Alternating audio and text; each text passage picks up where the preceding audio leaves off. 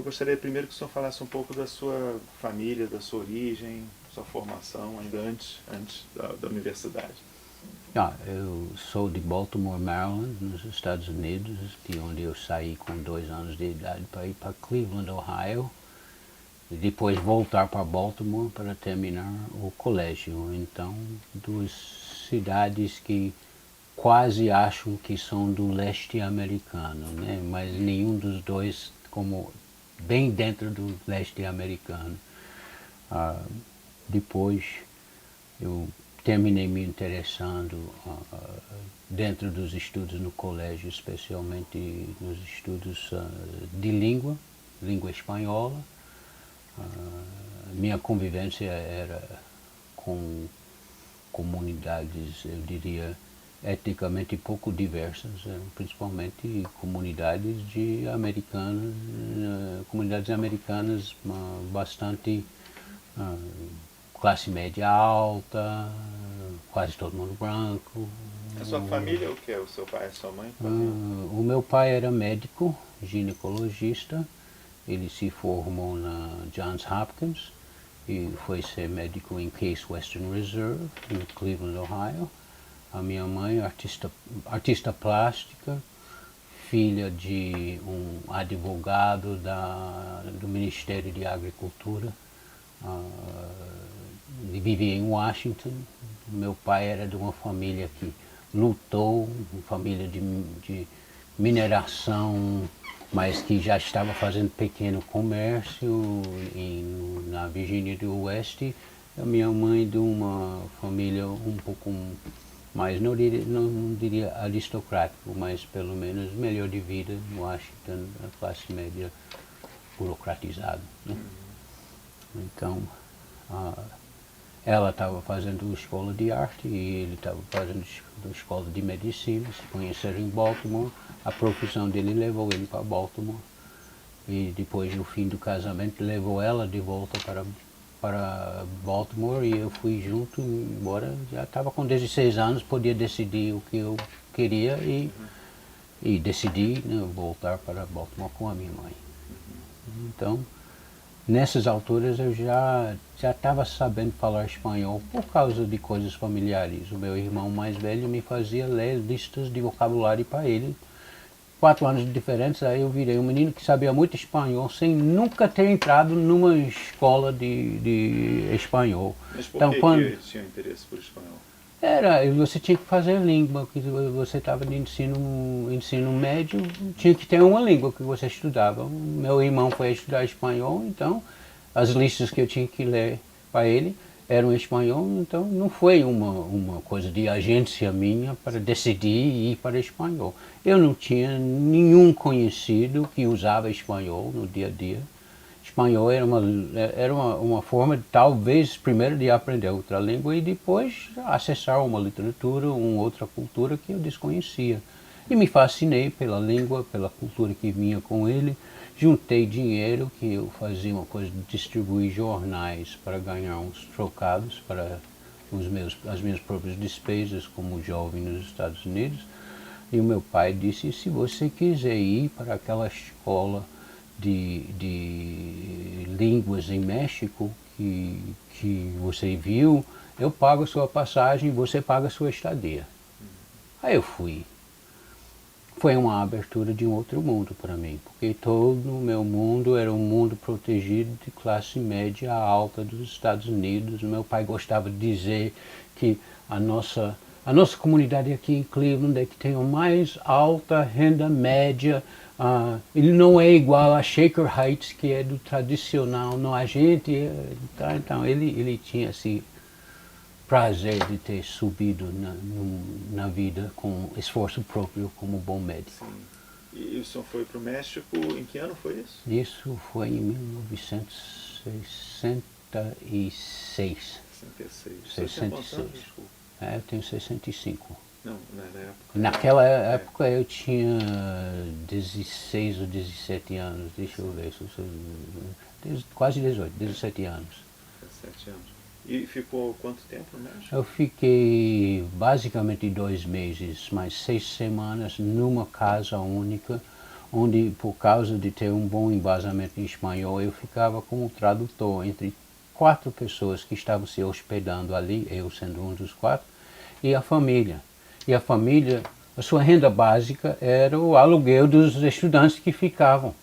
Então eu aprendi um pouco como era a luta de grupos populares na América Latina, totalmente diferente do que a vida que eu tinha visto. Então a minha experiência com o outro foi um outro aprendido com pessoas que estavam ganhando vida, da sua vida, com o dinheiro que as classes médias americanas gastaram para ir para estudar em Saltillo, Coahuila, México.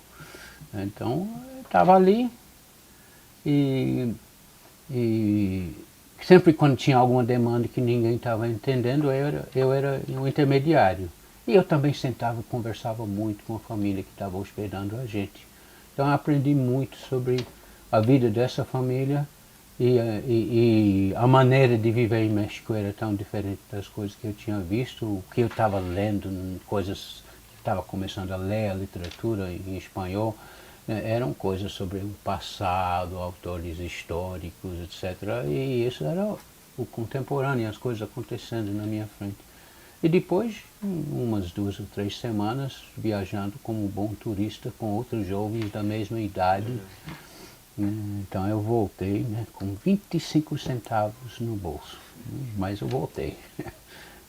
Agora, o México, ele sempre teve um papel no imaginário americano, assim, né? Enorme, Que enorme. representava o México, né? Uma O coisa. México depois tomou uma importância maior para mim por outras razões, porque na minha trajetória de estudos, depois dessa experiência, a pergunta que eu fazia, que é americano, tenta escolher a universidade, e melhor enquanto mais distante de casa. Enquanto mais perto de casa, mais você mostra que você é dependente de casa. Então, há uma tendência de americano querer fora, né, para mostrar independência, enquanto o pai paga todas as contas para você enquanto está na universidade, mas você sendo distante, você se sente mais independente. Bom, aí eu achei uma universidade. A todas as universidades que eu olhei, disse, vocês permitem 1 ano no estrangeiro? Eu ia melhorar o meu espanhol. E eu fui para um que permitiu isso, que foi Hamilton College, no estado de Nova York, equidistante de Cleveland e Nova York, de Cleveland e Baltimore, que eram as 2 casas familiares, né, para não parecer que estava mais próximo a um ou outro. E eu fui passar o 3º ano na Universidade de Madrid, aprendendo coisas sobre a história espanhola, literatura espanhola, mais literatura hispano-americana também, porque estava indo aprender espanhol com a intenção de voltar para a América Latina, porque a minha experiência de México marcou. Então era melhorar o espanhol para o meu futuro e para a América Latina. Nessa época, bom, a literatura latino-americana estava ganhando muito espaço no mundo, né? Com Garcia Marques, Vargas Llosa, Cortázar. Você está mais ou menos citando os autores que foram os autores que me encantaram. Eu adorava ler eles, mas você pega todos esses autores, são autores que estão escrevendo sobre as suas realidades locais e usando o seu filtro de autor para poder dar interpretação das coisas que estão acontecendo. Então sempre, esses eram os meus autores prediletos, os que faziam contos curtos também. Quando eu fiz o mestrado, fui para o mestrado na Universidade de Texas, que tinha a melhor biblioteca de estudos latino-americanos, um excelente programa no Instituto de Estudos Latino-Americanos. Fui fazer o mestrado em estudos latino-americanos. Então, naquela época as opções eram basicamente lá em Austin, em Gainesville também tinha Austin, tinha em Gainesville, tinha em UCLA, tinha Wisconsin, tinha no leste, tinha alguns lugares, mas que não tinham o mesmo destaque. Tinha também Não era Georgetown, era o estudo internacional, os estudos internacionais em Johns Hopkins, mas na sua área de International Affairs em Washington. Mas aí eu disse, eu vivi no estado de Nova York, estou estudando América Latina, eu não quero ficar mais perto de neve. Chega de neve, porque lá era neve que não acabava mais, frio. Cleveland é um lugar que tem muita neve, muito frio. Então eu também fugi da neve. Eu falo da biblioteca para ser um bom acadêmico. Mas a neve também influenciou para eliminar as universidades que poderiam ter coisas boas academicamente, mas tinha neve. Então eles estavam de segunda prioridade. Mas a minha decisão sobre o que estudar é interessante, porque na universidade pequena, Hamilton College, onde eu estudei na minha graduação, quase não tinha especialista em América Latina. O meu primeiro curso de antropologia foi com um antropólogo físico muito conhecido e achava a disciplina um horror. Não me interessou, né? Coisas sobre instrumentos de pedras, sobre esqueletos, sobre macacos, né? sobre biologia e química, e ele fascinado, dizendo as coisas, mas sem uma maneira de encantar ninguém para a disciplina. Aí eu estou interessado ainda nessa experiência de México que está mexendo comigo. Eu descobri que tinha um cientista político que dizia que eu posso fazer uma leitura dirigida com alguém que quer estudar a América Latina, que não tinha ninguém que estudava. Então ele me deu vamos, 15 semanas de leitura sobre isso. Aí eu fiz um projeto do que eu ia ler, ele fez um projeto que eu devia ler, e tinha 2 sessões para ler sobre o Brasil. Aí eu disse, por favor, eu estou estudando espanhol, eu quero espanhol, a gente precisa ler essas coisas sobre o Brasil? Ele disse, precisa, faz parte da América Latina. Aí comecei a aprender que o Brasil também existia na América Latina, porque a América Latina tinha um enorme buraco, que era, né, Brasil. Os Center for Latin American Studies, geralmente o papel do Brasil é muito... Terminaram reduzido, né? tendo que abrir centros de estudos brasileiros, porque o lugar para eles nos estudos latino-americanos sempre foi limitado. Pois a decisão de me interessar em Brasil, né, depois desse desinteresse no curso de ciência política e, em geral, sobre a América Latina, com esse professor que foi generoso em poder me conceder uma leitura dirigida,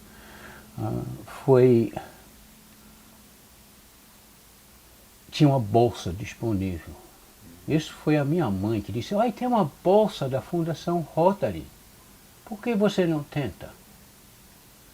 Aí eu olhei as regras você não podia ter ninguém que era da Fundação Rotary na sua família, e tinha que ser um projeto interessante e não podia ser diretamente relacionado com uma trajetória acadêmica pensada, era para aprender mais alguma coisa. Aí eu fiz um projeto, eu queria aprender outra língua, essa coisa de aprender línguas é interessante, então Haiti ou Brasil. Entre os dois, Brasil me atraiu mais, né? Mas eles tinham uma regra, essa regra era, não era regra, era uma orientação. Se você quiser ser bem contemplado nessa bolsa, o interesseiro queria, né? Escolha uma cidade onde provavelmente tem pouca demanda. A orientação entendida era não vá para São Paulo ou Rio. Eu estava interessado por causa do único professor que estudava a América Latina em Hamilton College, que era um professor que estudou Belize e Plantations. Estava interessado em Plantations. Num período de estudo especial, devido ao meu interesse em Plantations, que veio desse professor, eu tinha tentado permissão do Departamento de Estado para ir passar um mês em Cuba, fazendo um estudo sobre a situação das plantations em Cuba. Falei, veja, não está falando de quando, né? Em 65, 66. Vê como que mudaram as coisas nas plantations. Tem uns estudos sobre plantations. Eu queria ir com um rapaz que estudava inglês e outro que tirava fotografia. Eu era o especialista em línguas e ciências sociais. Então, Mas bom, não conseguiu autorização. consegui a autorização de não ir nunca sobre a possibilidade de perder um passaporte para o resto da vida. Não poderia ir para mais nenhum lugar se eu tentasse ferir as regras, cruzar uma fronteira ilegal e ir para Cuba. Então eu não fui. Eu escrevi um trabalho sobre José Martí. Qual é o nome do professor? O nome do professor, desse professor? Desse professor de Belize, Grant Jones. Grant Jones. Grant Jones. É um excelente professor. Né? Ele me estimulou a tirar o meu desgosto por antropologia, que tinha vindo com antropologia física, e pegar uma vontade de estudar. Né? É um professor, talvez, chave na minha carreira, que eu nunca dei a valorização significativa. Adorei a pergunta, né? Não dei nome a ele. Né? Engraçado, também eu não posso lembrar o nome de ciência política que me fez ler sobre o Brasil. Eu não lembro o nome dele. Não lembro o nome dele? Não, o nome dele eu não lembro, não. Mas o senhor lembra o que é que o senhor leu sobre o Brasil nas leituras? Não? Brazil, Portrait of a Half-Continent, Merchant, né? Skidmore, T. Lynn Smith. Eu acho que sobre o Brasil eram basicamente esses autores. Bem, introduções do Brasil. Eu acho que Wegley ainda não tinha escrito An Introduction to Brazil, que veio um pouco mais tarde. Então, O Wegley estava na Universidade da Flórida. Não, ele estava em Colômbia ainda, né? Não tinha ido para a Flórida ainda. Não. Mas também Wegley, eu não me interessava em Brasil, então eu não sabia muito sobre Wegley só depois. Né? Mas essa bolsa do Rotary que o senhor estava falando? Aí eu consegui a bolsa de Rotary, né? Por ter escolhido Recife, porque eu vi um panfleto numa biblioteca sobre o curso de técnicas em pesquisa social. Eu já estava cansado de ler interpretações de romancistas e pessoas que faziam contos curtos sobre o mundo social, e eu queria fazer o mundo social, estudar o mundo social direto. Mas ainda assim eu achava que os autores escreviam bem melhor, os escritores, do que os cientistas sociais. Então eu lamentei que eu não chegaria a ser um bom escritor, mas eu nunca tinha muita pretensão de ser um bom escritor. Eu estava interessado em entender o Brasil, mas ainda quero prezar pela qualidade de escrita, mas aí o desafio maior quando você está sempre escrevendo numa língua que não deixa de ser estrangeira para você, né, que é uma opção que eu fiz. Né. Só veio para Recife, mas isso já era durante o mestrado? Tinha a minha escolha. Eu peguei Recife, Vitória, Espírito Santo e Fortaleza, mas nessa ordem. Né? E eles toparam com a primeira escolha. Quando me concederam a bolsa, eu passei um ano aqui. Eu tive uma turma fantástica de pessoas, amigos até hoje, algumas pessoas dessa turma, pessoas que depois eu vi no meu futuro trabalho aqui. Então eu gostei muito da turma que eu tinha. Achei o curso horroroso. O curso era onde? Instituto Joaquim Nabuco. Eu não achei o Instituto Joaquim Nabuco horroroso. Né? O curso tinha o nome de técnicas em pesquisa social, mas era introdução à filosofia, introdução à sociologia, introdução à estatística, introdução à história, introdução à geografia. Eu cansei de estar sendo introduzido. A metade das coisas eu já tinha sido introduzido e é engraçado, para mim, hoje, bem distante desse tempo, a minha avaliação é que a nossa formação é tão dirigida, a nossa brasileira, é tão dirigida para escolher cedo o que vai estudar, que o jeito de você ter uma metodologia de ciências sociais, ter métodos em ciências sociais, era você aprender os outros conhecimentos que estavam sendo construídos em outras áreas, que na minha formação em artes liberais era parte de uma formação geral. Eu estava querendo uma formação um pouco mais técnica sobre como fazer pesquisa social, mas eles estavam querendo abrir a cabeça de pessoas que talvez estavam dirigidos, embora a formação inicial de todos era diversa, dirigidos muito para as áreas disciplinares. Quem eram os professores Nesse curso, lembra, professor? Raquel Caldas Lins, de Geografia, Renato Carneiro Campos, de Sociologia, Geraldo Aguiar, que era da Sudene, em Economia, Fernando Gonçalves, em Estatística. Eu estou admirado com a minha memória, mas agora acabou. Né? Os professores do segundo semestre eu não vi, porque eu pedi para ser dado permissão para poder fazer pesquisa de campo, aprender a fazer pesquisa mesmo, que era isso que eu queria. E eles disseram, pode. Não vai ganhar o curso, o título do curso, mas você está aqui numa bolsa, pode fazer, se é isso que você quer aprender, ótimo. E me deram toda a liberdade para fazer. Nesse sentido, o Instituto foi ótimo. O curso não estava respondendo às minhas necessidades, mas era um curso bom para a formação das pessoas que estavam ali com professores de excelente qualidade. Então, isso é, você estava perguntando quando era? Eu terminei a graduação sabendo que eu teria essa bolsa, mas isso era em agosto. Era até em junho, julho, que eu soube da bolsa, e a viagem ia ser em janeiro. Né? A gente está falando de 71 para 72. Né? Então, em 71 eu fui para a Universidade de... não, Middlebury, em Vermont. Escolas de línguas, conhecidíssimo pelas suas escolas de línguas, ainda muito interessado em ter alguma capacidade em outra língua.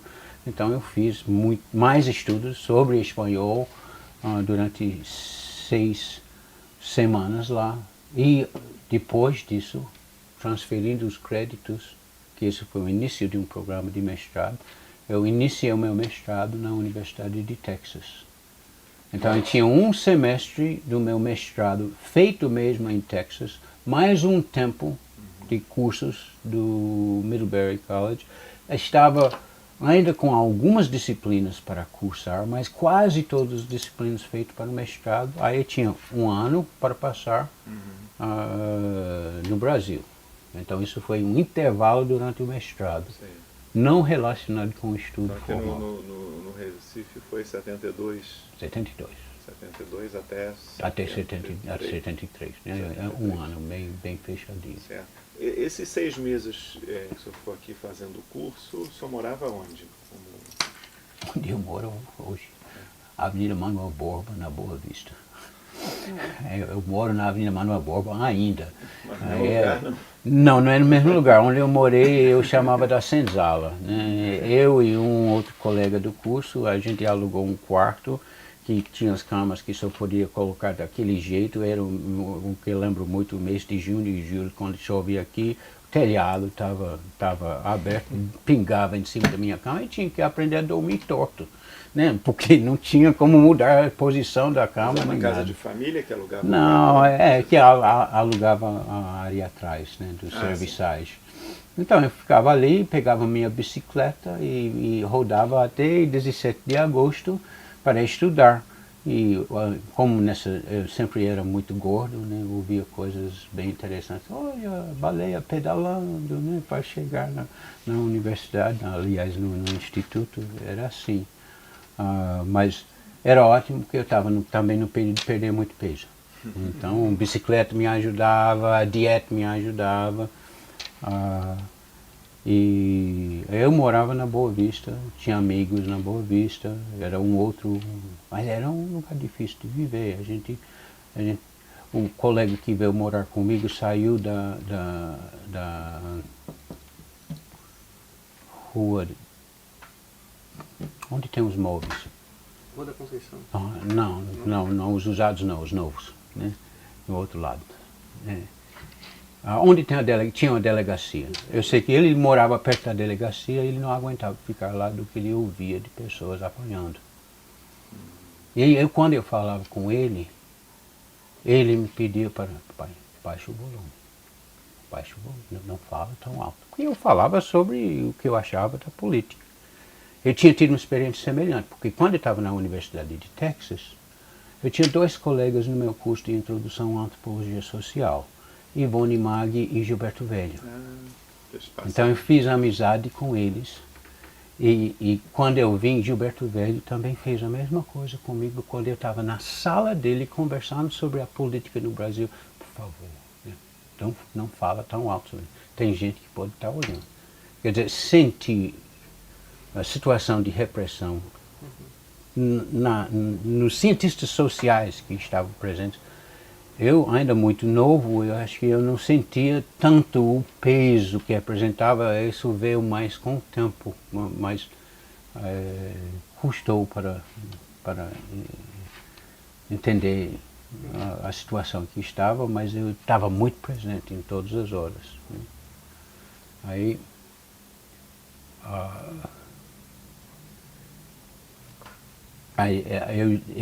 quando eu fui achar um lugar para estudar, era plantations, de novo plantations que me interessavam.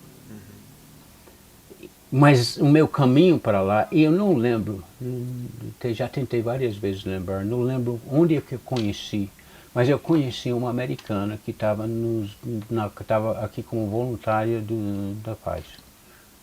E ela estava numa usina, num engenho no interior. Ela disse, eu te levo para conhecer o engenho lá.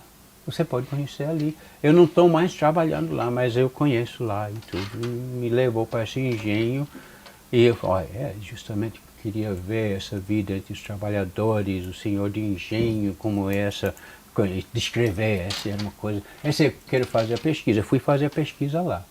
Mas eu tive uma sorte enorme, enorme o período que eu vim aqui.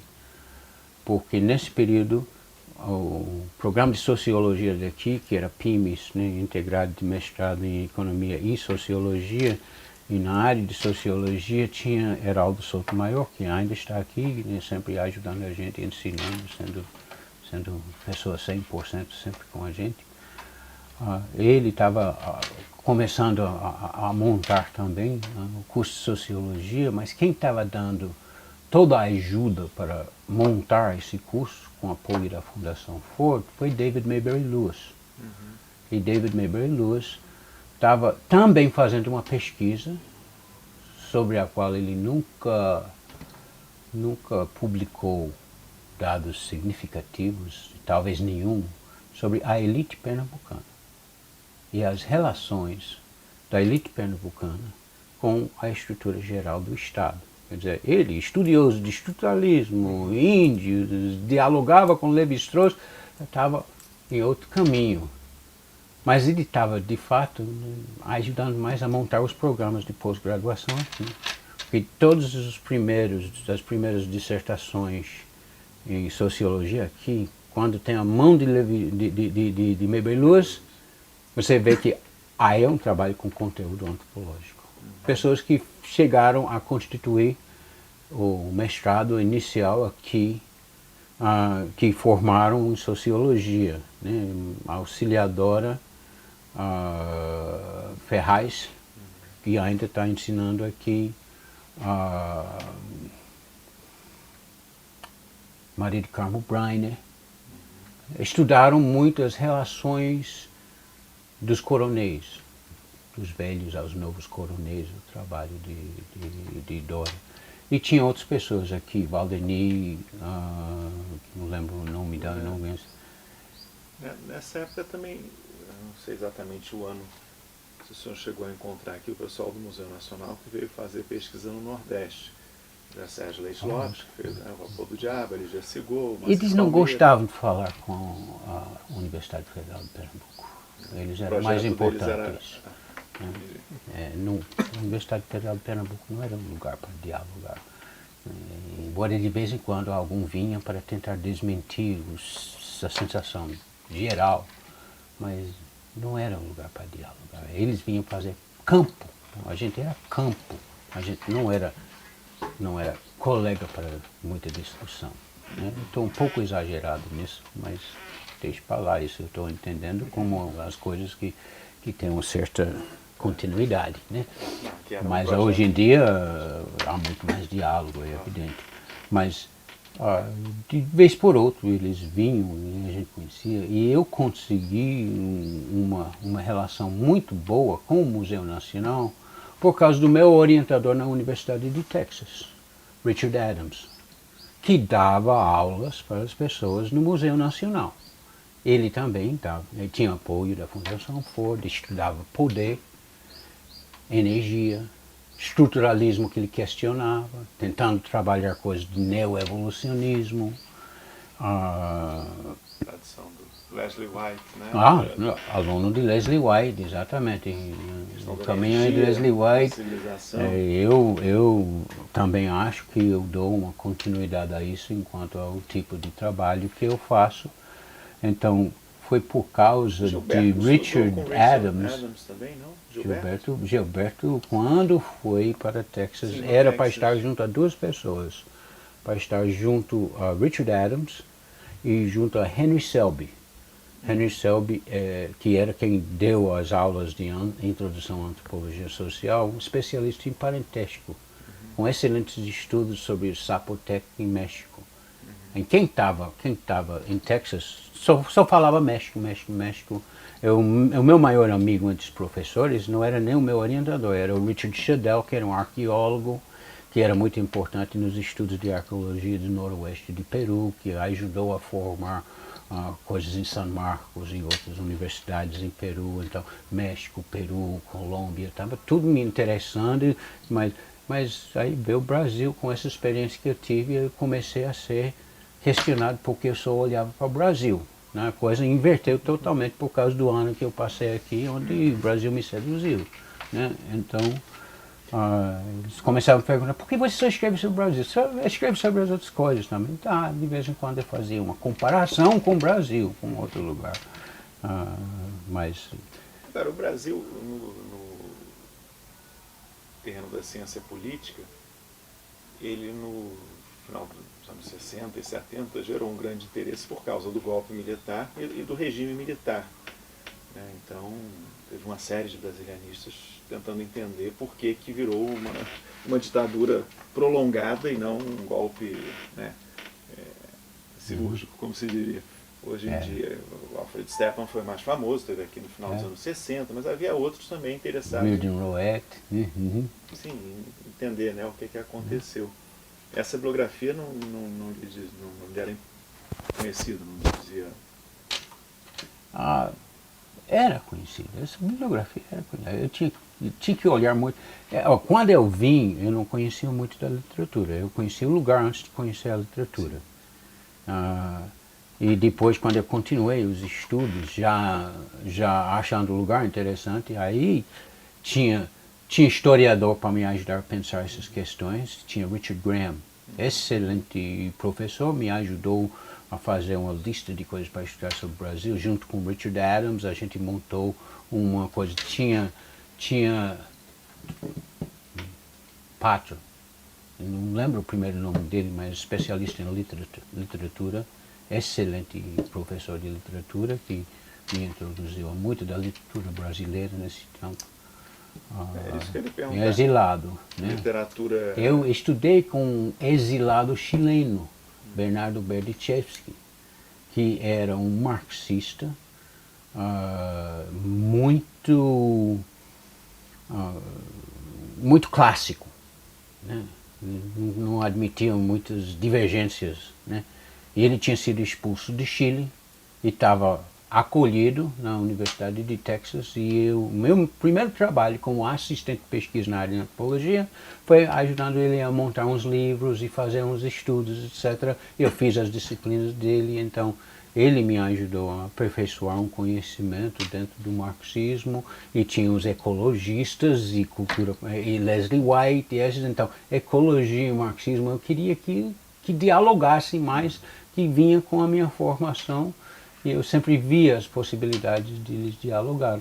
E o meu professor de antropologia, história de antropologia, não introdução à antropologia social, mas história geral de antropologia, foi Ángel Palermo, mexicano, que não era mexicano, que era catalão, que tinha saído de Catalunha, tinha formado justamente na linha de Woolf, e novamente a mesma turma dos ecologistas no México. Livros de história da antropologia. Os livros de história de antropologia com conjuntos de leituras que você conseguia ler nas palavras das pessoas o que estavam dizendo.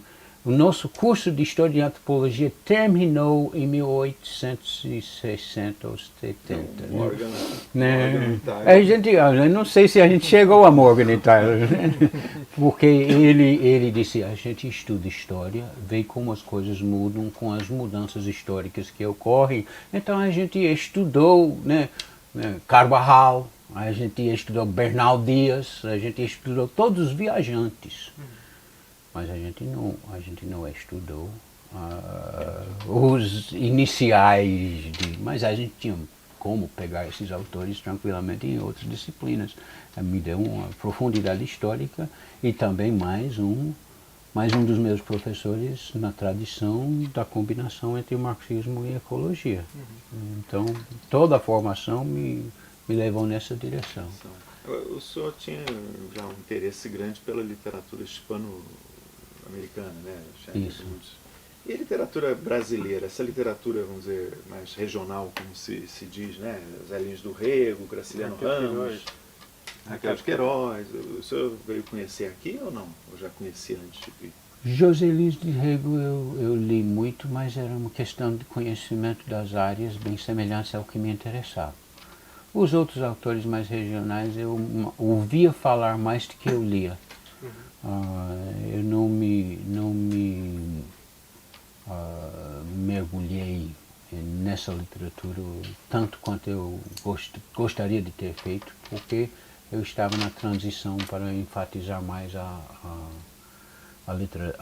sociologia e a antropologia, e muito mais a antropologia do que a literatura. Aliás, sociologia não me interessava muito, porque parecia com o que a gente conversava na mesa de jantar. Então eu achava isso aí, porque a gente conversa sobre as coisas do dia a dia na sociedade, a gente todo mês de jantar a gente está falando sobre isso. A antropologia é coisas você fala sobre uma coisa absolutamente comum, com uma palavra toda esquisita, ninguém entende direito o que é, que está tentando fazer com que pode entender com o outro, então eu não entendia muito o que os antropólogos falassem, e isso já era um quebra-cabeça para resolver. Ciência política era porque acontecia das pessoas de ciência política estarem fazendo estudos que me interessavam, eu achava interessante, a questão de poder me interessava. Então, em estudos latino-americanos eu fiz ciência política, literatura e antropologia. Mas você podia fazer ou uma dissertação, numa dessas, ou 2 ensaios. Eu escolhi 2 ensaios, onde eu não fiz ensaio, foi ciência política. Eu fiz um ensaio em literatura sobre Juan Rulfo, e como Juan Rulfo retratava as relações mãe-filho para criar um ambiente de aridez, de dificuldade, que era justamente o que o México queria se apresentar como sendo. E o outro foi sobre a história da zona açucareira daqui, que eu escrevi com o Richard Adams, e ele perguntou, isso não já foi escrito pelas pessoas de lá, ou você escreveu isso mesmo? Disse, não, tem muita coisa minha, mas pelo amor de Deus, eu tive muita ajuda de quem escreveu aqui. Né? Foi uma revisão de literatura, não usei nada na minha pesquisa de campo. Agora aqui eu tinha tido pesquisa de campo com a orientação, não orientação, mas eu diria orientação, de David Maber-Lewis. Quando ele viu aquele engenho onde eu tinha conseguido estar, ele disse, você está no engenho do usineiro mais retrógrado e mais violento que tem em todo Pernambuco. Quando os operários chegaram a pedir 13º, qualquer coisa, ele mandava metralhar. Já tinha 5 que tinham morrido na esplanada da usina dele. E você está no meio dessa usina. Mais uma coisa, como aqueles falam mais baixo, falam mais então onde eu estou. Esse usineiro, quando eu falava com ele, eu levei alunos para me ajudar a fazer questionário, perguntou no terraço da Casa Grande, né? Todos os estereotipados, né? Realizados, né? Ele perguntava a cada um: você foi formado em quê? Ciências sociais. Outro: você foi formado em ciências sociais. A cara dele fechando. Não gostava de ciências sociais. Olha, tem 2 coisas aqui. Primeiro, aí enfiou a mão aqui, tirou um revólver. Vou saber de todo dor de barriga que você tem, que você está aqui na minha usina. Aqui é a minha usina, os meus engenhos. Eu vou saber de tudo. E nenhum dessas pessoas que está andando com você vai pronunciar a palavra direitos. Nenhum. 2 pessoas desistiram de pesquisar comigo, porque faziam parte do movimento de cultura popular e não aguentavam fazer isso. Aquele rapaz que estava morando comigo disse: eu vou, e vamos lá. A gente fez os questionários lá, mas Meire Luz disse: você está nesse, mas você olhou para o norte.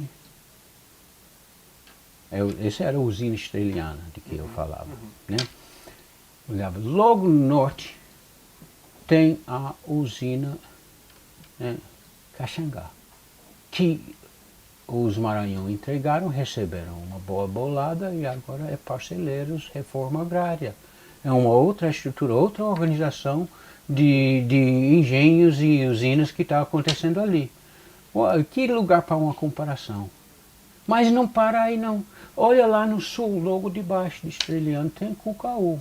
É de quem? Da família Monteiro, né? E eles são a família mais para frente, mais modernizante dentro do conjunto dos usineiros. Então, eles foram os únicos a entrar no programa Geran para modernizar toda a produção de açúcar. Então, você tem um usineiro tradicional, um modernizante e uma reforma agrária, todo em linha. Então, meu doutorado foi sobre isso. Essa comparação de três lugares, mas eu estava interessado nos trabalhadores. Então, era como eles organizavam as suas famílias e organizavam as suas estratégias migratórias de acordo com as relações de poder nos 3 lugares diferentes em que eles estavam vivendo. Desse jeito eu falava de estruturas organizacionais de engenhos, mas me interessava nas classes trabalhadoras, né? Mas isso não era perigoso na época com esse coronel? Ou você tinha cuidados? Ou Tô por ser vivo. estrangeiro era talvez mais Estou protegido? vivo, ainda estou vivo, né? A gente enfrenta muitos perigos na vida, às vezes a gente nem sabe qual foi o perigo. Jovens, né? Eu fui dirigir com um amigo meu em Peru sem freios nos Andes, eu também estou vivo, né?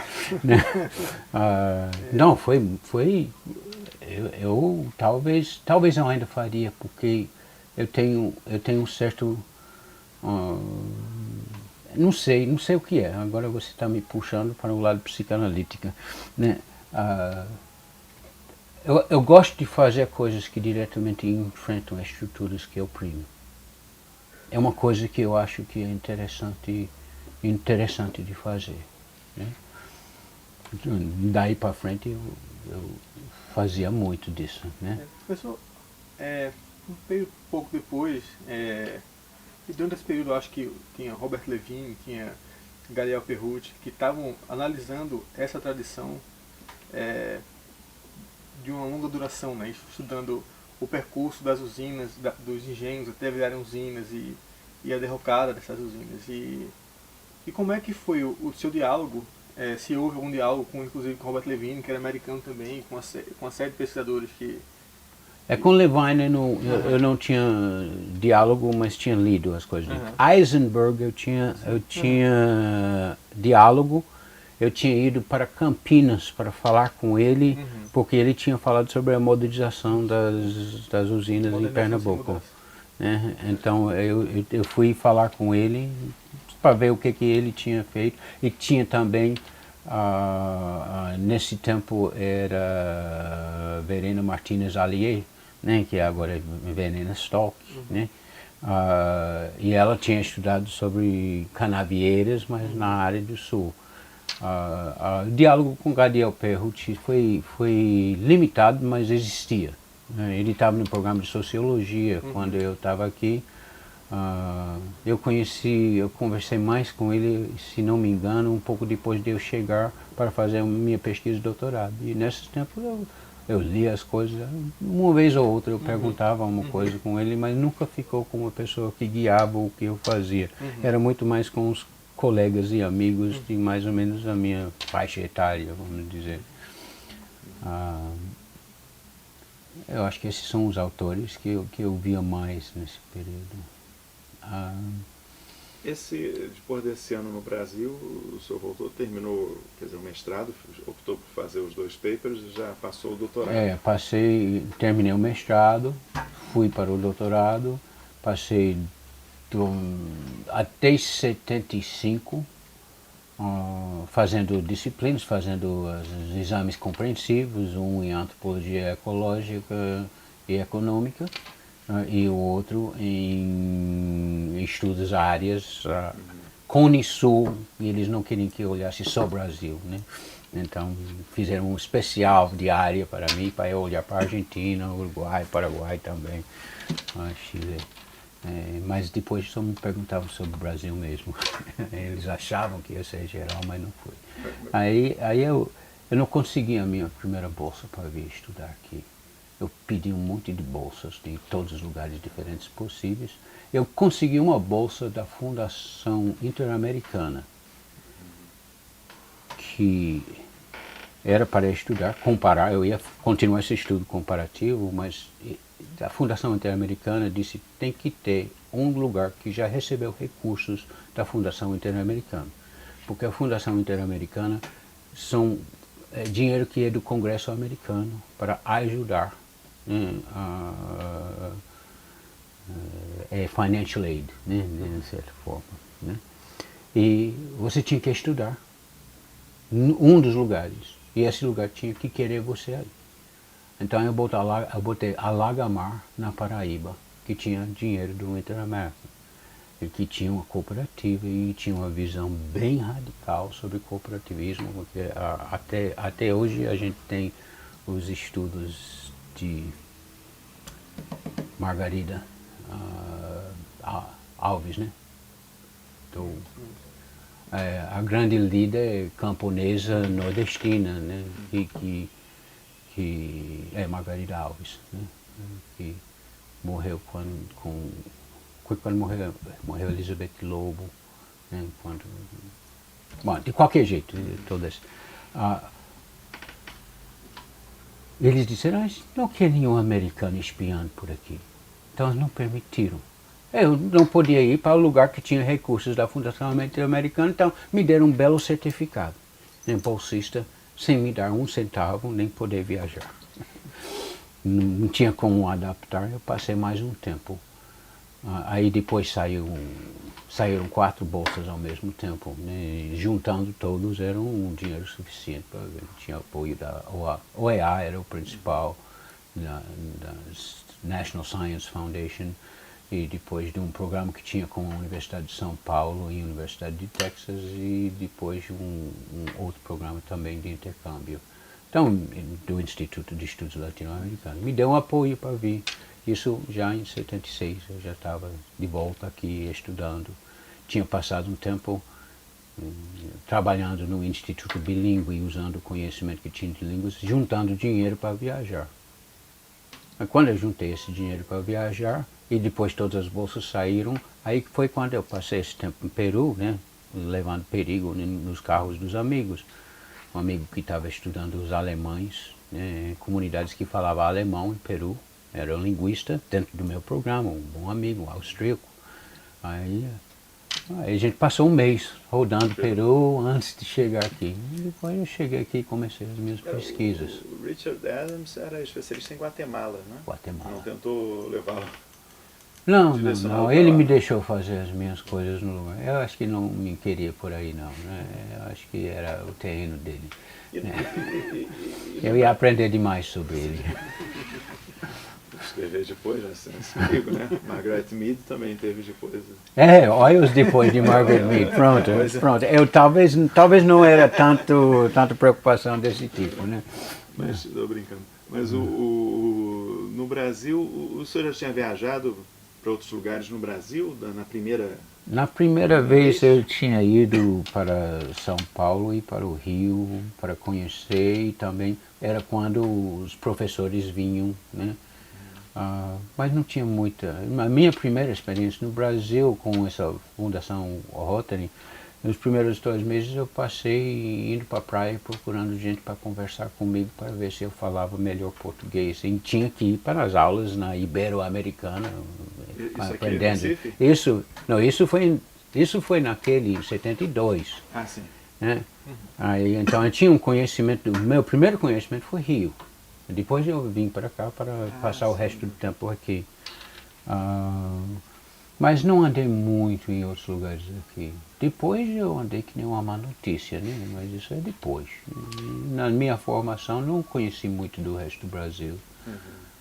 Mas em 76, o senhor voltou, ainda fez pesquisa de Voltei, campo? comecei a fazer pesquisa de campo, estava com apoio para fazer o que eu invejo agora todos os outros estrangeiros e até as pessoas do Museu Nacional que vêm para poder fazer pesquisa de campo e não para dar aula, nem para conversar com outros acadêmicos, mas para ter um lugar que conhecem com pesquisa de campo. Então, eu vim basicamente eu passei 18 meses em campo morando em engenhos com os trabalhadores. Tinha um caminho de convencer o usineiro a me deixar morar no engenho, né? Primeiro me concede um lugar na casa de visitas onde os químicos e todos os outros que estão trabalhando, depois dizem, deixa eu ficar na dos operários, que o operário é mais próximo. Aí ele, não, aquele lugar é ruim para você, né? Custa. Eu vou ficar na casa do administrador de engenho, aí tudo bem. Custou tempo, em 3, 4 meses eu consegui ir para os engenhos. Depois dormi na casa dos trabalhadores rurais. Eu tinha uma casinha na periferia urbana. Eu fui expulso do engenho desse homem perigoso. Por quê? Tem muito estrangeiro agitador por aqui. Eu sou pesquisador do Instituto Joaquim Nabuco. Fui para o Instituto Joaquim Nabuco, eles foram maravilhosos, me deram apoio, cartas dizendo que esse é um jovem, um pesquisador. Mas ele depois me chamou com 2 policiais ao lado dele, ou capangas, que chamou de policiais, e disse, olha, se quiser continuar pesquisando aqui, você vai ter que falar com o general não sei das quantas, ali, para pegar permissão. Aí eu peguei a coisa institucionalmente, além de um pouco de pavor individual, né? Que era, se eu falo com esse general, primeiro não sei o que ele vai fazer comigo. Eu sou americano, tenho um consulado atrás de mim, tenho certa proteção, então eu estou mais protegido do que o brasileiro comum. Sim. Mas qualquer coisa pode acontecer. Eu estou aqui com a permissão de um instituto que trabalha com pesquisa social. Então fui, dei um reforço ao meu vínculo e recusei ir falar com o general. Ele disse, pode sair daqui. E se atravessar aqui na minha usina, que tinha que fazer para ir para os lugares que eu estava indo, se atravessar, aí eu sou quem tem os direitos aqui. Né? Ele não falou direitos, não, ele falou de outra forma. Sou quem manda aqui. Né? Mas o que foi que eu fiz? O que teria ocasionado aqui é que a primeira vez que eu ia para cada engenho, eu tinha uma fichinha, eu ia para falar com cada família, dizendo o que você, quem trabalha aqui, quem trabalha em que, e quais os membros da sua família que viajaram para fora e viajaram para onde. Eu fazia questão de visitar todas as casas. Então era uma visita a todas as casas dos trabalhadores e não uma bajulação do senhor de engenho e dos administradores e dos conferentes e dos cabos. Eu não estava na parte de cima da estrutura de poder de engenho, eu estava andando com o pessoal. Né? Então depois eu passei 3 semanas ali, 3 semanas em Bamburral, 3 semanas em Cucaú, falando com todas as famílias, todos com a fichinha, todos com informações sobre a sua situação, e ouvindo o que cada um estava dizendo sobre como eram as coisas, para tomar conta. Eu tinha 2 anos para pesquisar. Aí eu disse, eu tenho 3 lugares, difícil pesquisar em 3 lugares. Estudo comparativo, uma coisa que tenho feito a vida toda, é a coisa mais burra de fazer no mundo, porque na hora que você está começando a conhecer bem um lugar, tem que ir para outro para ver o que está acontecendo lá. E depois você aí tem que voltar. É maravilhoso porque você vê as comparações com muito mais clareza, mas você não consegue nunca aprofundar do jeito que um bom etnógrafo excessivo faria, aprofundando tanto que você sabe tudo sobre aquela coisa. O que meu colega na Universidade de Texas dizia para mim, sabe que é um especialista? É quem sabe mais e mais sobre menos e menos, até saber quase tudo sobre virtualmente nada. Né? Aí eu me sentia assim se eu não fazia pesquisa comparativa. Aí ele quando eu voltei para fazer a minha segunda rodada, que ia ser um pouco mais sobre as viagens e as razões das viagens, ou sobre um outro assunto, não lembro exatamente qual, aí ele me chamou para o alpendre da usina e ele disse, olha, a gente não quer mais o senhor aqui, tem um agitador. Esse foi um tempo que teve a visita da família ia dizer Clinton, não era, muito antes disso. A mulher do presidente. Rosalind Carter.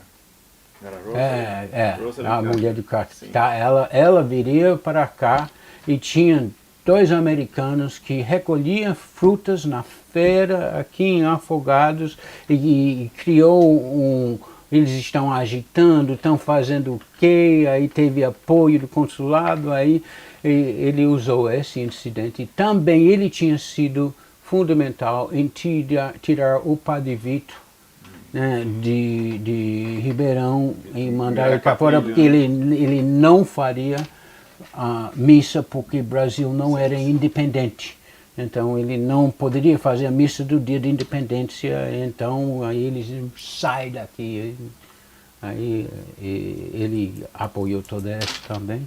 Então tinha o poder de fazer essas coisas e onde é que eu fui? Atravessei a rua para todo mundo que foi expulso do engenho dele por causa do crescimento dos canaviais. Então morei ao lado, estava lá sempre visível, mas eu estava numa terra que não era dele, era da cidade de Ribeirão. Então eu ficava na Vila Bandeirantes, que é uma área que construiu por causa de uma enchente que teve no meio do... Aí eu fiquei lá ficou 4 lugares, porque o meu estudo tão lindamente arrumado, né, com as ideias de Mabel Lewis, que foram perfeitos para o meu trabalho, tinha deixado de fora o que estava acontecendo com a expulsão dos engenhos. Aí eu comecei a ler mais o pessoal do Museu Nacional, que tinha visão sobre o que estava acontecendo politicamente lá. Comecei a dialogar com Moacir Palmeira, que tinha um bom diálogo com Moacir Palmeira, com Lígia Segou, né? Também. A questão depois também das barragens, né? Isso foi depois. Foi depois mesmo. Isso foi depois. Isso foi a coisa dos engenhos, foi primeiro greve nos engenhos, todo estudo de casa e trabalho, sobre férias, mudança social. E bom, e aí o senhor está falando do final da sua pesquisa do doutorado, né? Pronto, aí eu andava falando com o pessoal do Museu Nacional, que tinha os estudos daqui, eu tinha um bom diálogo com eles, né? E isso eu conseguia muito mais porque eu ia para o Museu Nacional. Não era eles vindo. Eles vindo aqui, eles ficavam no Hotel Central, até no meu bairro, né? Ficavam no Hotel Central. E eu fazia o trabalho com os sindicatos e tudo, né? Eles tinham um olhar primeiro no que o americano está fazendo aí, fazendo pesquisa, né? Mas também eles me conheciam via os outros contatos, então eu acho que eu tinha uma legitimidade suficiente para ser sentido como mais um junto com eles. E se tem alguma obra brasileira que influenciou tudo que eu escrevia sobre isso, mesmo que a gente tem várias coisas daqui, Bonifácio Andrade escreveu sobre coisas, Teresa Salles escreveu coisas sobre a Zona da Mata, e eu lia e fazia muito. Eles não eram muito citados pelo pessoal do Museu Nacional, mas eu juntava eles com o Museu Nacional. Então, a Teresa sim, que ela foi para São Paulo, aí se legitimou. Né? Então, essa pesquisa eu fiz, quando eu estava terminando a pesquisa,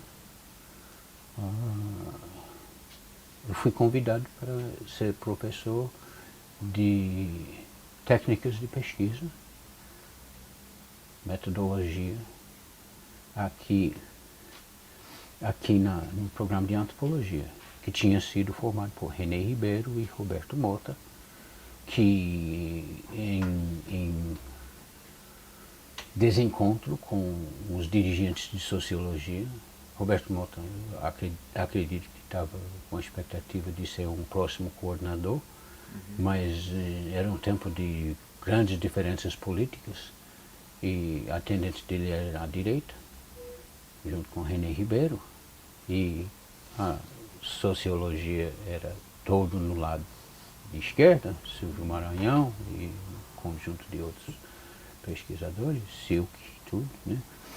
Então, Roberto não vendo muito espaço mais ali e tendo uma formação excelente em antropologia, trabalhando com o Robert Murphy, que foi para a Colômbia e trabalhou com o Robert Murphy, não com o Charles Weiger, né? Que é uma coisa interessante, né? Mas aí trabalhou de uma forma excelente ali, e eu conheci ele me deu muito apoio nas coisas que estava fazendo. Quando estava fazendo minha pesquisa de campo, ele disse, quando vem para a cidade pode ficar aqui na minha casa, né? Então era o meu lugar de voltar para casa. Então Roberto Mota terminou sendo uma pessoa com quem eu dialogava, e ele tinha aberto esse programa, e ele disse, bem, a gente quer você como visitante.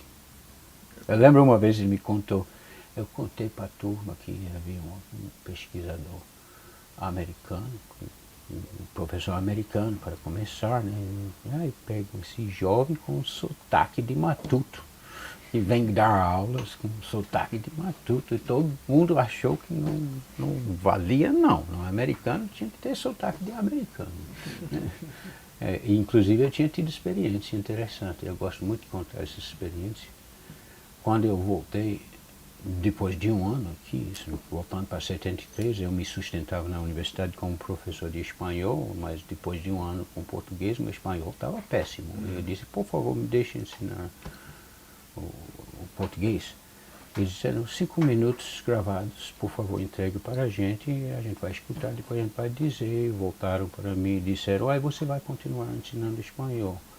Aí eu disse, por quê? Que eu pensei, lá tem muita gente, eu estou estudando antropologia, tem gente estudando línguas, tem estudando literatura, tem brasileiros nativos que estão aqui, tem muita gente que poderia estar ensinando por causa da sua inserção aqui. Eles falaram, aqui a gente não ensina português com um sotaque nordestino. A gente não vai ensinar com um sotaque marcado no país. Então, você já notou na minha conversa um regionalismo forte. Né? Mas aí esse convite para ficar, já aqui na Esse Universidade convite Federal, foi como professor visitante. A pós-graduação era recente, não? Ele tinha acabado de ser um aperfeiçoamento e tinha a sua primeira turma de mestrado. Quer dizer, ele 76, né? Aliás, 78 foi quando eu entrei, 77 foi a primeira turma.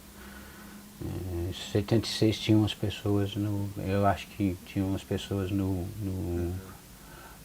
aperfeiçoamento. Mas aí o senhor já ficou efetivado? Aí eu entrei como visitante, mas não estava efetivado, né? Eu estava como visitante. E eu passei esse tempo, mas eu ganhei um prêmio de pressão quando eu entrei, que estava com uma pesquisa sendo feita na Sudene, e estava com disputas sobre controle acadêmico da pesquisa, que eu não sei recuperar bem exatamente como estão, mas Roberto disse, por favor, coordene essa pesquisa para mim. Resultou no livro que a gente escreveu junto, Sobrevivência e Fontes de Renda, que era para ver as estratégias de sobrevivência, né, estratégias de complementação de renda dos trabalhadores de baixa renda no Brasil, no Recife. Pedro Demo disse que estatisticamente era impossível sobreviver com o que se diz que é o salário mínimo. Então, certamente esses pobres estão escondendo alguma coisa sobre o que eles estão ganhando. A nossa conclusão foi que a classe média esconde muito mais sobre o que está ganhando do que os pobres, né?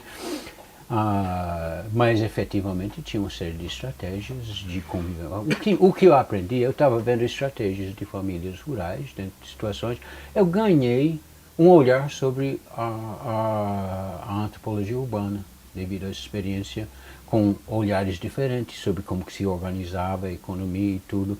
Foi um estudo extraordinariamente rico. Estudos de caso, estudos de questionário, muito andantes nas comunidades, e eu não escrevia nada para a minha tese. Né? A minha tese não estava terminada, né? Então aí era uma demora para a minha defesa, mas a Universidade Americana não tem CAPES, CNPq na cabeça, então passa 8 anos, tudo bem, não tem problema, que foi o que eu passei, de 73 a 81. Ia ser terminado em 78. Agora, eu fui em 81 para defender, quando eu estava lá, com 2 meses na Universidade de Texas para fazer minha defesa, terminando o último capítulo que precisava fazer, recebo um telefonema de uma colega também americana, também pesquisadora visitante, a mais antiga aqui do que eu, Judith Hofnagel. Júlia? Judith Hofnagel. E ela está no departamento de letras e linguística, né? E a antropologia linguística, que tem poucos aqui, ela é das melhores, né? Então ela me disse, quer ser concursado? Está havendo um concurso agora. Então lá saio eu de Texas, sem ter defendido, para fazer um concurso para ficar efetivo. Nessa hora eu tive uma conversa com o Richard Adams, né? Quando eu estava saindo, ele vendo que estava voltando para fazer o concurso, a questão, você está procurando ser professor nos Estados Unidos, está procurando ser professor no Brasil, o que você deve fazer? Eu aconselho para ele, se você quer ser professor no Brasil, se inscreve em português e fica fazendo todos os encontros, reuniões e toda a sociabilidade com os brasileiros. Agora, se quiser ser professor nos Estados Unidos, não entra nessa não. Escreve todo em inglês, que você pode escrever o melhor livro do mundo, se está em português não vai valer nada nos Estados Unidos. Então, ele me deu uma dica, que era uma opção minha, de me integrar o melhor possível aqui. Então, eu escrevi muito pouco, inclusive ao longo dos anos tenho escrito muito pouco em inglês. De vez em quando eu invento. Agora eu vou fazer as minhas coisas para ser em inglês, mas depois ficam velhas as minhas coisas, não quero escrever sobre o que eu já escrevi, aí eu não invisto muito nisso. Nessa época o senhor tinha o quê? 28 anos, 29, por aí? É? O senhor tinha 28, 29 anos? Em 78 eu tinha completado 30. 30 anos. Eu sou de 48. 48. E essa decisão de fazer um concurso, já pensava em ficar no Brasil?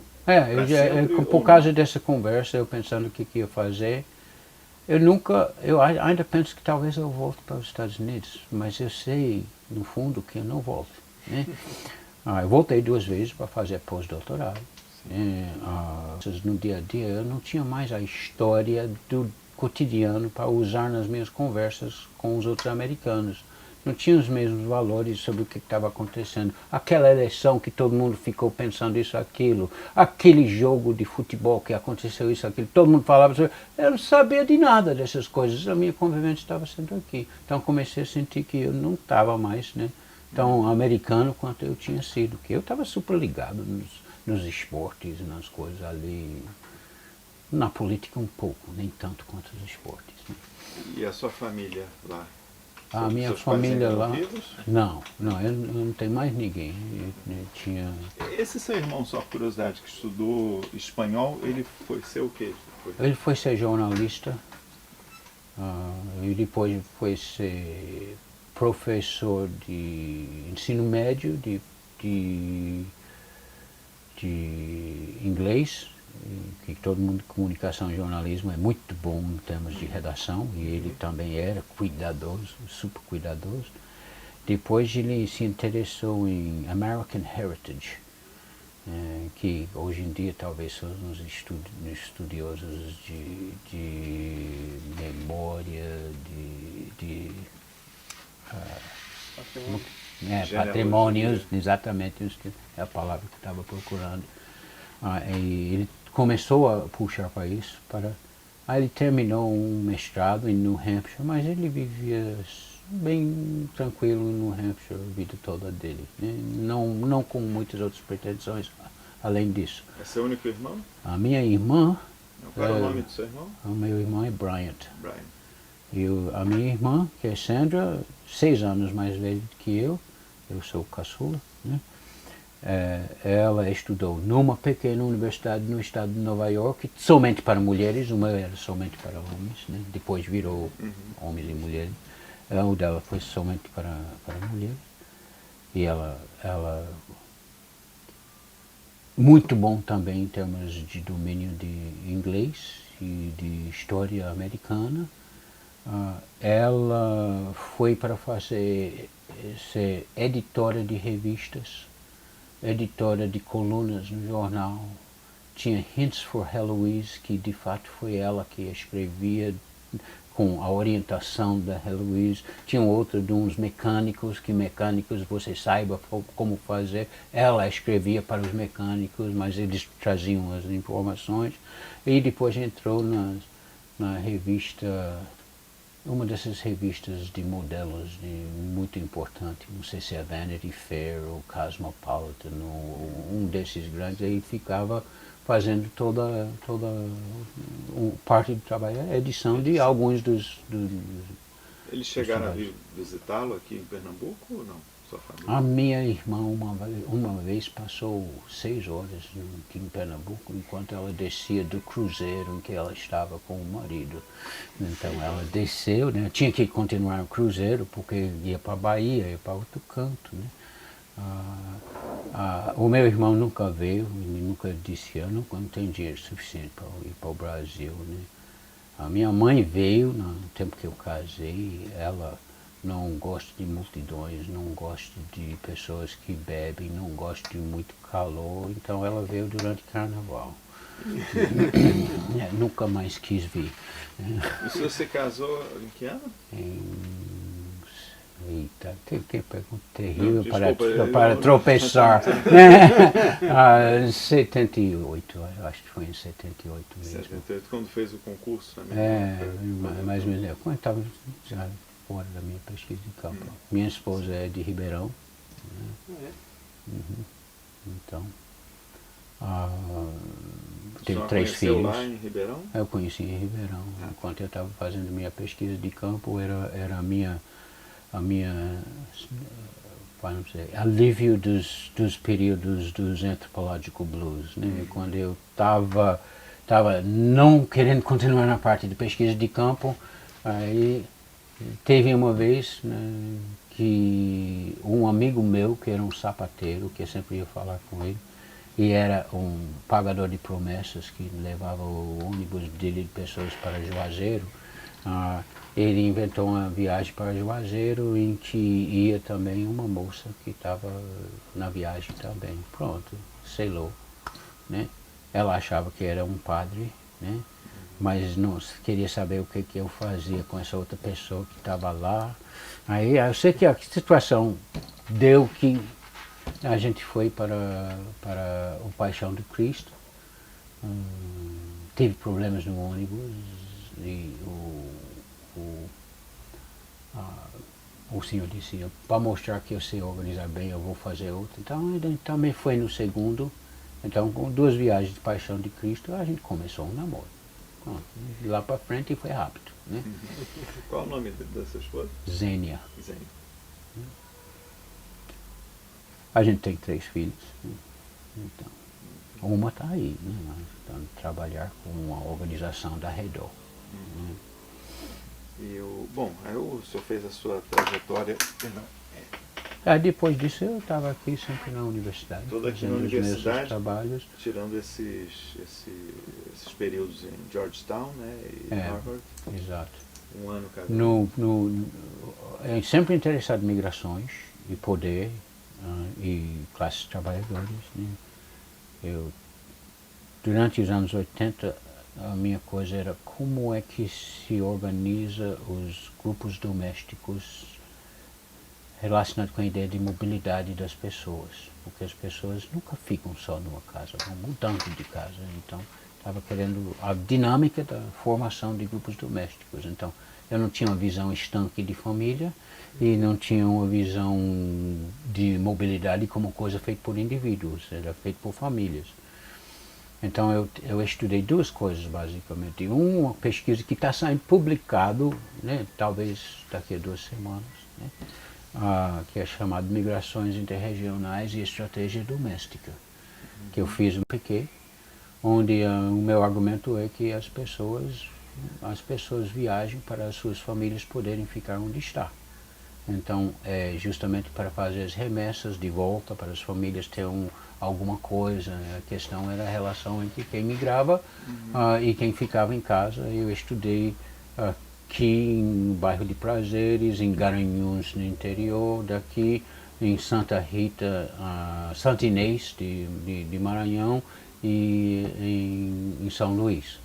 Um estudo de pessoas que moravam na periferia urbana e também em áreas rurais e as suas padrões de migração, tentando ver como que as pessoas mantinham contato um com o outro. Tinha apoio da Sudene, do mesmo jeito que aquela outra de sobrevivência e fontes de renda tinha. Uma pesquisa ótima para fazer, todas as crianças pequenas, né, e muita pesquisa feita. Depois eu levei para frente uma que era comparativa. Como as mulheres organizavam os seus grupos domésticos, né? Primeiro, né, saindo de casa, depois formando uma nova casa, tendo filhos, os filhos crescendo, os filhos saindo, como que isso implicava numa maneira de viver que as mulheres. Então eu falei com mulheres em vários lugares, em 2 ou 3 pesquisas diferentes. Depois eu inventei, vou fazer a mesma pergunta aos homens. Aí eu fiz pesquisa quase a mesma ideia, mas com os homens. Aí comecei a comparar as trajetórias masculinas e femininas dentro de casas. Foi a minha participação num dos programas de estudos de gênero, que foi a Fundação MacArthur, que estava... Não, mas foi da Fundação Ford, que estava apoiando Carlos Chagas em São Paulo para organizar esses estudos. Eu fiz esse estudo lá e eu escrevi um trabalho. Acho que é a minha maior sorte, porque eu demorei bastante para escrever o relatório da minha pesquisa sobre as estratégias masculinas comparado com femininas de organizar grupos domésticos. Eu perdi a hora do trabalho conjunto das pessoas que estavam fazendo pesquisa. Então, mas eu mandei o relatório logo em seguida. Quer publicar nos cadernos de pesquisa? Aí tem um trabalho que escrevi, que é chamado Um Homem na Matrifocalidade, que de certa forma me deu uma espécie de entrada muito bem aceita com toda pesquisa dentro de todo o movimento feminista. Então nessa hora eu comecei a virar muito mais feminista, devido a essas experiências, nesses apoios e trabalhando nas questões com esses pontos de vista, só para complicar com o marxismo e a ecologia. Né? E a questão da saúde reprodutiva, ela entrou como no seu campo de interesse acadêmico? De pesquisa? Começou com uma coisa que era... Eu não estava percebendo nada. Levei essas pessoas para fazer pesquisa nos plantations E um rapaz disse, o povo aqui está todo doente. Está todo doente. Todo mundo está com resfriado, com isso, com aquilo, com outro. Aí eu não estava olhando para isso. E me acendeu uma luz para entender isso. Aí eu fui ver os estudos, que inclusive os estudos naquela área, todos estavam relacionados aos estudos de Nelson Chaves, aqui no Instituto de Nutrição. Ele tinha estudado naquela área, inclusive isso foi a minha entrada lá. Heraldo Sotomayor, David Maybury-Lewis, estava no Instituto de Nutrição. Então, via os estudos de nutrição. Aí comecei a prestar atenção à nutrição e os engenhos e a má nutrição como um elemento que mostra a exploração que ocorre com os trabalhadores devido à sua maneira de viver dentro desses engenhos. Então, saúde começou por ali com uma espécie de medição de qualidade de vida das pessoas. Não tem nada a ver com a tradição do José de Castro, Geografia da Fome. Nada. Não foi por ali, virou uma leitura que eu tive que fazer, né, e que eu adorei, mas ele me ajudou muito mais quando estava estudando os moradores da cidade. Agora, o que me trouxe para a saúde, eu acho, foi PSF, Programa de Saúde de Família. E era porque eles precisavam de professores para ensinar metodologia qualitativa de pesquisa. As pessoas que não conheciam metodologia qualitativa de pesquisa. E eu fui convidado, eu acho que eu dei aulas para umas 13 turmas de pessoas da área de medicina para se prepararem para trabalhar no programa de saúde de família. Aí é que eu comecei a olhar diretamente a questão de saúde, organização de instituições de saúde, organização de postos de saúde. Isso foi muito mais nos anos 90, depois de eu voltar da Universidade de Harvard. Eu tinha ido lá para estudar coisas de barragens e tinha ido lá para estudar mais questões sobre organização de família. Eram essas duas coisas. Então, aí já tem dois eixos diferentes de estudo ali. Não falei nada sobre as barragens antes, estou falando que saúde foi depois das barragens. Mas foi, de fato, com esses vamos falar sobre o programa de saúde de família, comecei a andar nas comunidades, nos postos de saúde e perceber que quem melhor conhece a comunidade é a gente de saúde na comunidade, é a figura-chave para saber tudo que está acontecendo. Então, foi via PSF, aliás, foi via PACS. Mas quem me trouxe com mais força para tudo isso foi JICA, Japanese International Cooperation Agency, que chegou com uma proposta de estudar saúde pública em 3 lugares diferentes aqui. E o então diretor dos Ciências de Saúde, Geraldo Pereira, me chamou para ser um antropólogo nesse estudo. E isso me levou para Ibura, onde eu via os estudos também sobre PSF. Né? E foi lá que eu aprendi mais. Né? Foi por causa desses estudos que também eu fui chamado para os cursos. Né? Que lá eu estava vendo, aí eles queriam estudo de comunidade. A antropologia japonesa, mais ou menos 3 ou 4 décadas de atraso, desculpe a ofensa, a segunda maior comunidade de antropólogos no mundo, que são os japoneses, né? Mas eles estavam querendo fazer um estudo de comunidade. E o antropólogo, eu não quero fazer um estudo de comunidade, eu quero fazer um estudo sobre um problema que está sendo visto como relevante para as pessoas que queiram abrir a saúde pública, o estudo de saúde pública. Então faço um estudo sobre como as pessoas procuram resolver os problemas de saúde.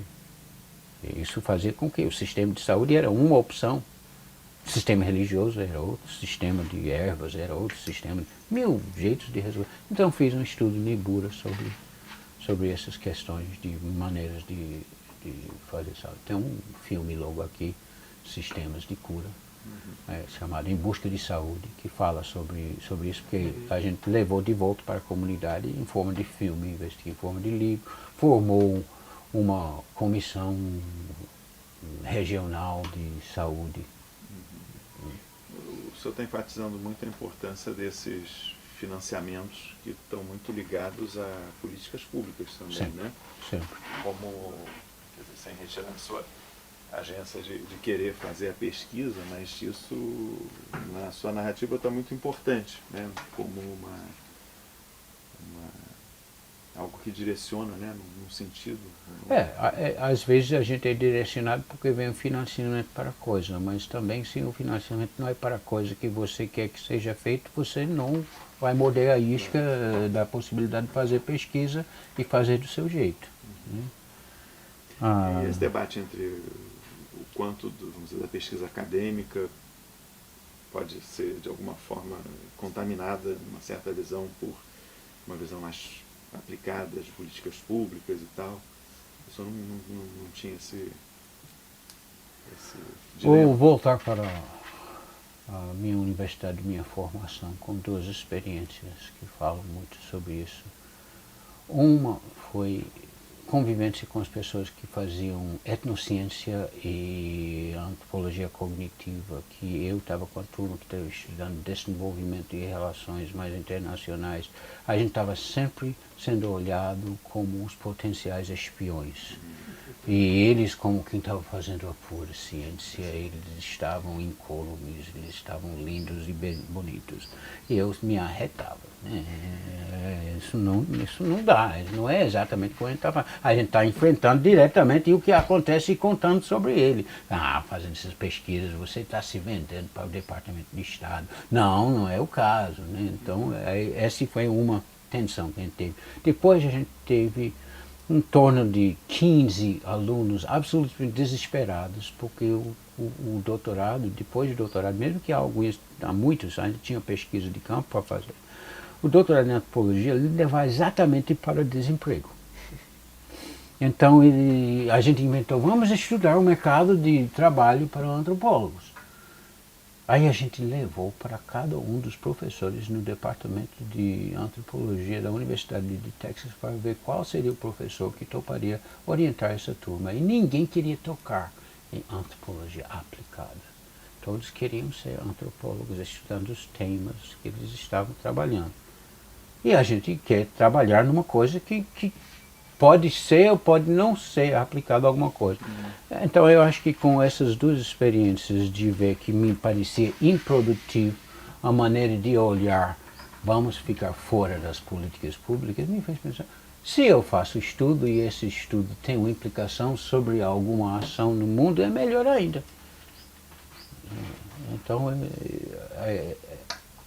trabalhar com as políticas públicas, eu não acho que faz com que a gente perca a visão de cuidados teóricos sobre o que a gente está fazendo. Eu defendo isso, né, com unhas e dentes. Eu acho que, por estar interessado em políticas públicas e às vezes ter que se pronunciar, a gente tem que tomar lados. A gente toma lados. A gente escolhe um posicionamento ou outro. Então, eu não tenho muita dificuldade em lidar com políticas públicas. Às vezes, eles me deixam profundamente insatisfeito porque não conseguem chegar onde a gente quer chegar. Eu não sei nem quem a gente quer chegar. Né? Às vezes, a gente tem uma questão de com quem a gente está se aliando. Né?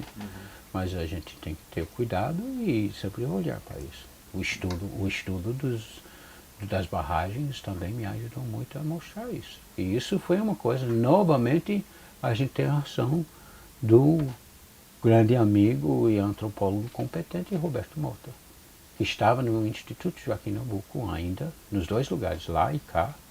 Nesse tempo eu acho que já tinha virado fundação. E apareceu um pedido, termos de referência, para fazer uma pesquisa sobre quem ia ser removido por causa da barragem de Itaparica. Ele me mostrou isso, ele disse, eu não quero tocar nisso não. Mas eu sempre queria estudar as coisas, as relações de poder, os trabalhadores. E aqui tem um projeto grande e eu posso ver. Ótimo. Tinha um economista, Dirceu Pessoa, que foi-se para o espaço do mesmo jeito que Eduardo Campos, né? Quando o avião de Marcos Freire explodiu. Marcos Freire era o ministro de Reforma Agrária. E Maranhão explodiu o avião dele. Ele era o meu colega para montar esse projeto. Mas quando Marcos Freire foi para ser ministro, e chamou o Dirceu, aí eu fiquei trabalhando com os sociólogos, outros sociólogos, de uma visão diferente do Dirceu, mas pessoas também competentes de pesquisa. E a gente fez a pesquisa sobre essa remoção das pessoas e o que queria dizer. Aí eu comecei estudos sobre barragens. Nesse tempo, novamente, eu encontro a turma do Museu Nacional na minha frente. Eles tinham feito lá sobre Sobradinho. Eles sempre 2 passos na minha frente. Né? Aí tinham feito sobre Sobradinho. Aí eu novamente, lá vou eu, ler mais Lígia Segal, né?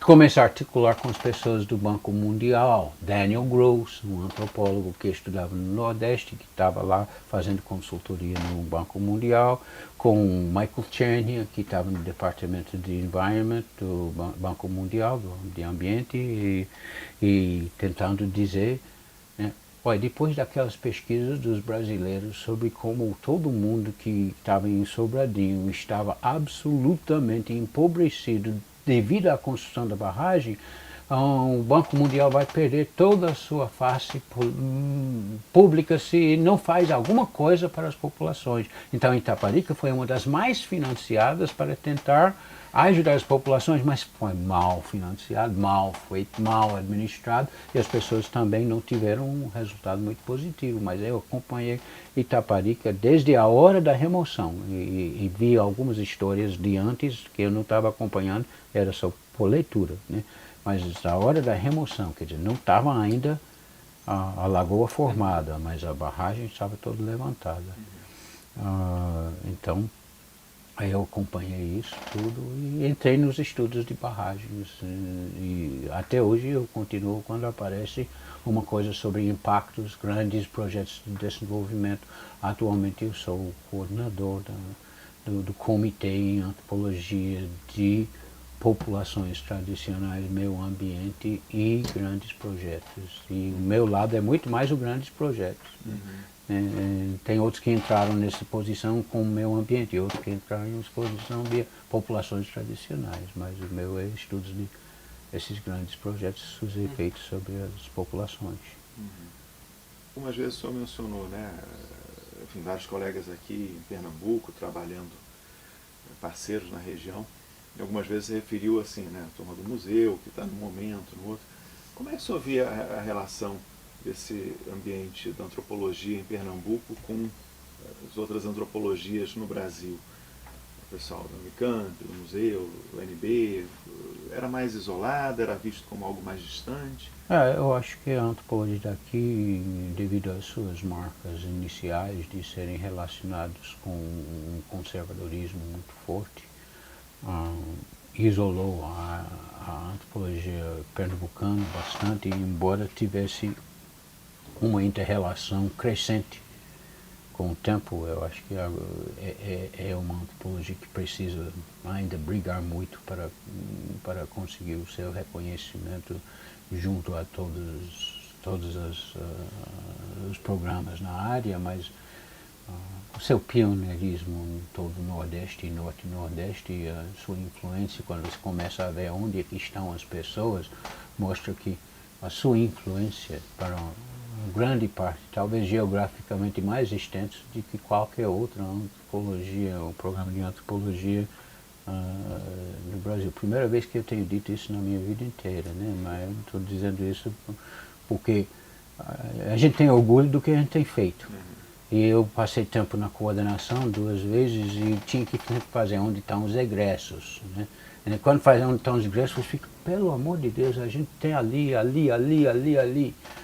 Isso vem sendo reconhecido um pouco mais com a passagem do tempo. Tem participação nossa, a gente estava o meu colega Renato Atias estava na secretaria executiva agora da ABA, a editoria, a gente tem Antônio Mota, eu já fui na diretoria há anos atrás, Judite Ofnago também foi da diretoria há anos atrás, certamente estou deixando algum outro colega de uma reunião aqui em Olinda, né? Da ABA, uma reunião da ABA aqui. Teve, né? Meu marido Carmo Brandão organizou isso, foi nos tempos de Gustavo Ribeiro, né? Minha Bandilheira presidente, muita articulação. Então a gente tem tido 3 reuniões, mas teve uma reunião muito importante que está na parede numa das nossas salas de aula daqui, que foi a reunião. Não, a gente tem um antigo, 53, que foi uma das primeiras reuniões que quando todos os antropólogos cabiam numa mesa de jantar. Isso a gente mostra ali. Mas em 78, 79, em 79 eu acho que foi, houve uma reunião aqui onde achavam, René Ribeiro era presidente, e ele queria passar para Napoleão Figueiredo, se não me engano, mas o pessoal do Museu Nacional não estava gostando desse aparente coronelismo dentro dos mandados na Associação Nacional.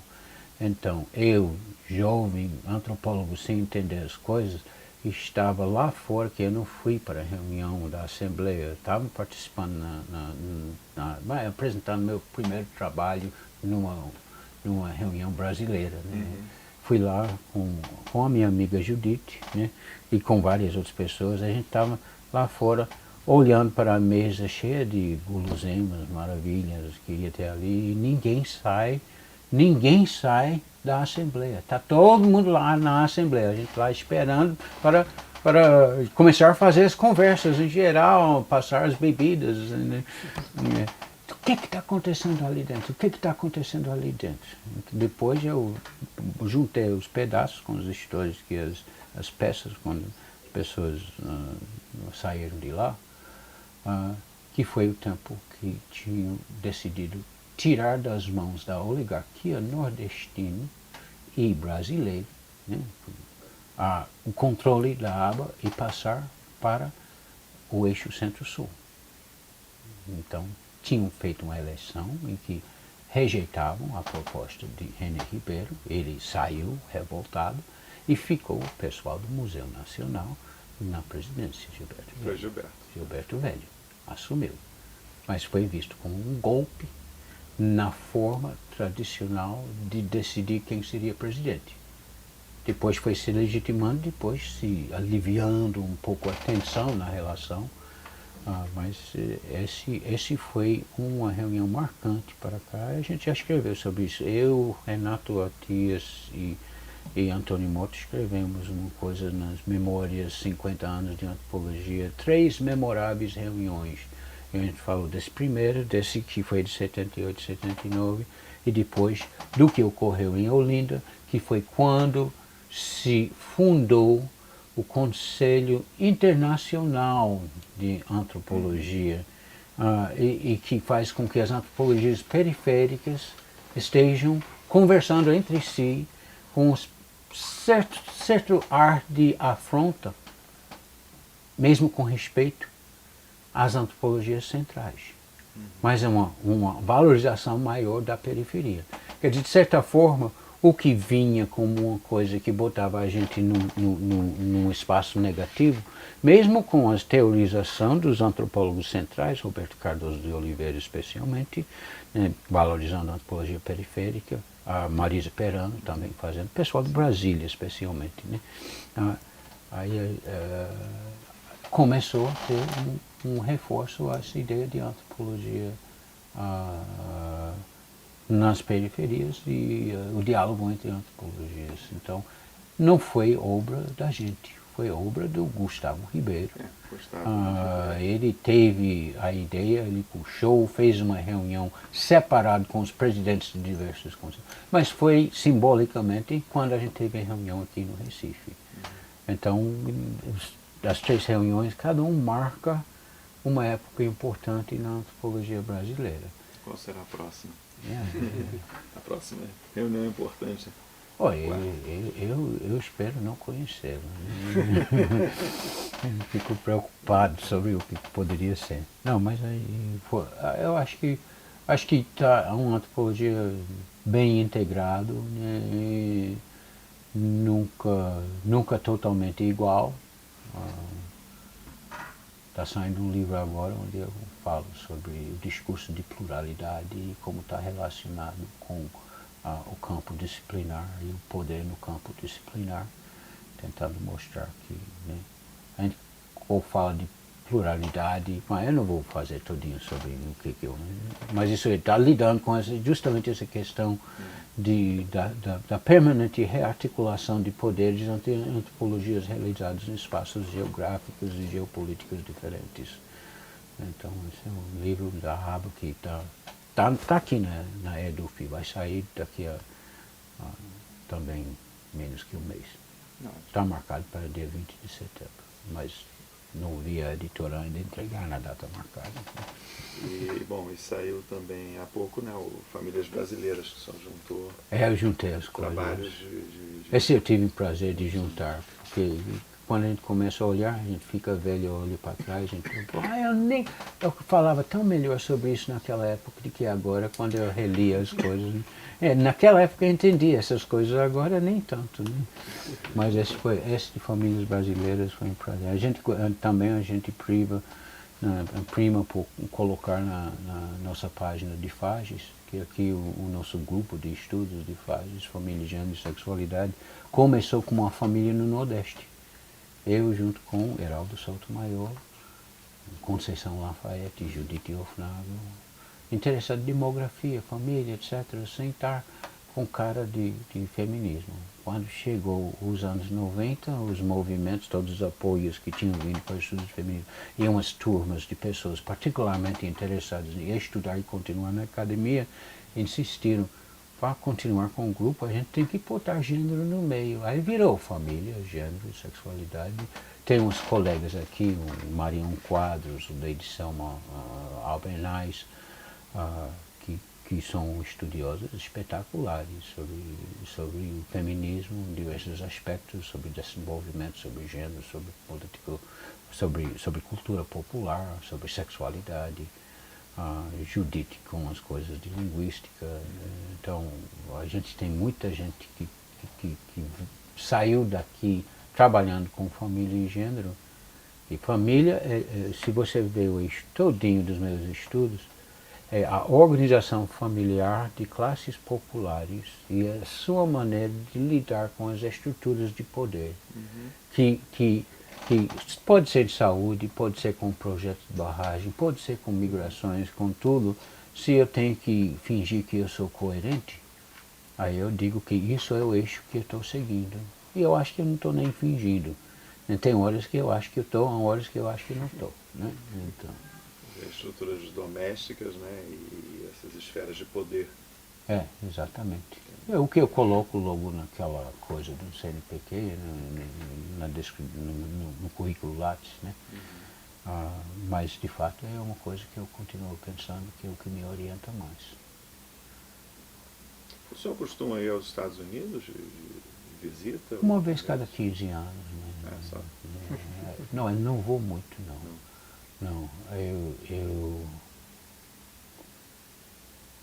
eu fui só para os serviços funerais da minha mãe. Eu fui depois, a gente teve um programa de intercâmbio com o Vanderbilt, com a Universidade de Flórida há 2 anos que eu fui.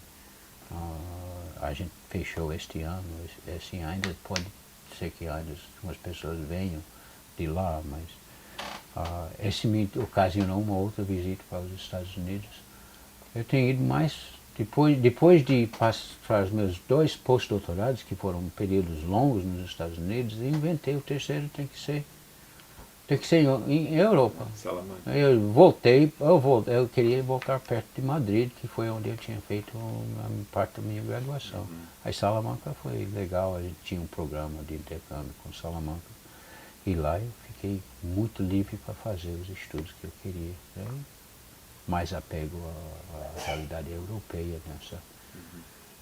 Então, a minha base é Pernambuco.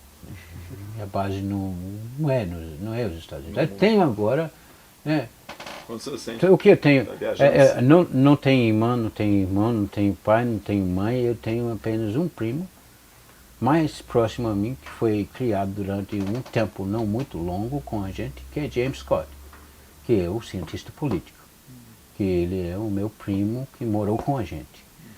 E que é muito próximo, a gente passava as férias, às vezes pescando juntos, conversando. Então, isso e duas sobrinhas, né? Ele e duas sobrinhas são os meus vínculos familiares com os Estados Unidos. Acadêmicos aparecem com as pessoas que vêm aqui, eu não vou lá muito. Por isso que eu digo, quem sabe que eu ainda vou, né? Como eu falei. Pode ser que eu volte. Né? Ok, Dirceu, mais uma pergunta? Bom, queria agradecer muitíssimo a entrevista. Não sei se você quer falar alguma coisa mais que a gente não tenha. Não, é uma coisa como essa é sempre interessante, que os velhos estudiosos, eu acho que sempre terminam se encantando com si mesmos e falam facilmente. Então, o seu trabalho de entrevistador é só ajudar a guiá-los pelas suas lembranças. Você deve estar tendo muito prazer em fazer essas entrevistas, porque eu acho que a gente não dá muito trabalho. Mas a gente está tanta coisa que a gente quer lembrar que a gente fez, é uma hora de rememorar. Eu agradeço a oportunidade e a ideia de que o que eu tenho feito vale ser visto por pessoas, né, que possam se interessar dentro do arquivo que está fazendo. Parabenizo pelo arquivo, pela ideia.